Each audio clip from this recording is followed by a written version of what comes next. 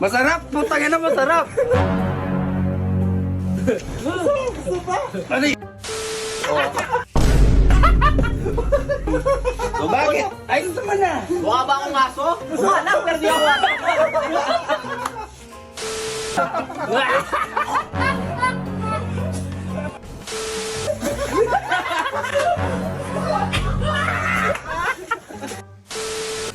So yo, what's up? Nandito na mga anak ko. Nagbabalik ang inyong lingkod, Tol Katol. At ngayon, magpa-prank tayo.